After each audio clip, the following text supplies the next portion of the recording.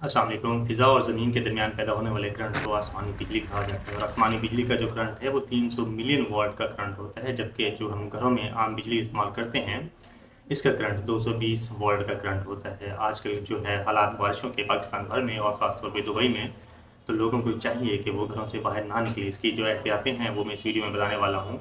जब आसमानी बिजली हो, आप ये चीज़ नोट करें कि बादलों के गरजने और बिजली के चमकने के दरमियान अगर 30 सेकंड से कम का वक्फा है तो फिर आप समझ लें कि ख़तरा बहुत ज़्यादा है। आप इन एहतियातों को ज़रूर करेंगे। सबसे पहले नंबर पे क्या करना है, घरों से बाहर नहीं निकलना। कोशिश करें कि इस तरह की सूरत हाल में घरों में ही रहें, और अगर कोई बाहर है, सफ़र में है, तो वो गाड़ी के अंदर रहें और गाड़ी के शीशों को भी डाउन नहीं करना, गाड़ी के शीशों को ऊपर चढ़ा के रखना है। इसके साथ साथ जो लोग फसलों में ख़ास तौर पे बारिश के दौरान जाते हैं तो फसलों में नहीं जाना चाहिए, खुले आसमान तले नहीं जाना, फसलों में बाढ़ वाली जगह पे नहीं जाना और दरख्तों के नीचे नहीं बैठना। कोशिश करें कि घरों में और घरों की खिड़कियाँ जो हैं वो बंद रखें और दरवाजे खिड़की के पास नहीं बैठना, आपने थोड़ा सा आगे होकर बैठना है। नंबर 3 क्या करना है, अगर कोई लोग किश्ती पे सवार है तो वो कोशिश करें कि वो किश्ती छोड़ के किश्ती को किनारे पे ले जाएँ या उसे छोड़ के आप पानी से बाहर निकल जाएँ।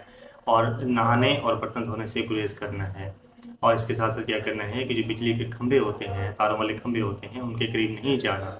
टेलीफ़ोन का इस्तेमाल नहीं करना। अगर कोई इमरजेंसी कॉल है तो उसको मुख्तर सुनें और फ़ौरन बंद कर दें। टेलीफ़ोन के ऊपर ज़्यादा देर बात नहीं करनी। और नहाने और बर्तन धोने से गुरेज़ इसलिए करना है क्योंकि पाइपों के ज़रिए बिजली भी